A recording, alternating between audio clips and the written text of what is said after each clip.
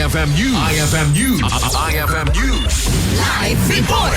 Idol Dennis Manipod, Middle East, please come in. Maragsakan ti Provincial Government of Ilocos Norte, gaputawan ti OFW at Ilocos Norte, nga naipit doon ng biktima iti maniraman ng gubat Ijaya, Middle East.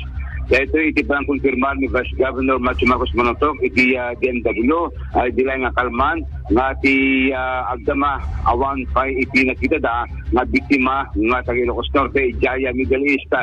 Bagana ken mangnamnama aron dito nga banat ket malaayong kumutlaing iti tensyon iti Middle East baring iti kastakit saan mapektaran dito FW nga Ijay bala si tao.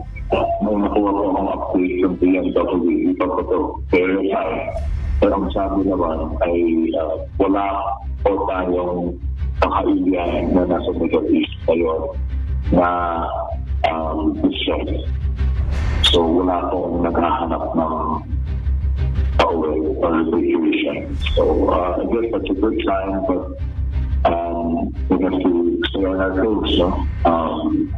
Because the war is I think baka yung sa inyo nakita po nila yung tayo ngayon talagang grabe.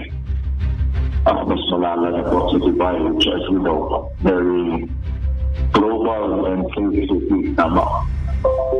So let's pray that this war will end soon and it's back and we need to spread it all. But as of now, that's the report we've received. So we'll continue to check kung may mga kakailan po tayo sa Middle East na kailangan ng tulong.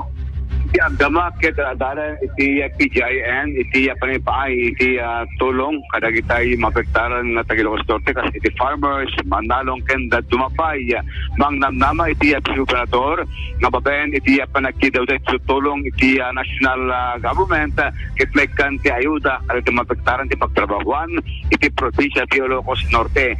Kabayatan na maragsabi ti Governor Celiareta Marcos nga iti agdama ket epektibo ti 4 days nga panagtrabaho iti empleyado iti gobyerno probinsal ng matantulang iti panakarebisar na gaputa dagitay hanga makabayal nga masapang sumreg iti trabaho instead nga masabada agad baston to oras nga tema tatun makonsum dumatlaeng 10 hours na po na duty iti kada aldaw. Idol Dennis Salipio, Tatak IFM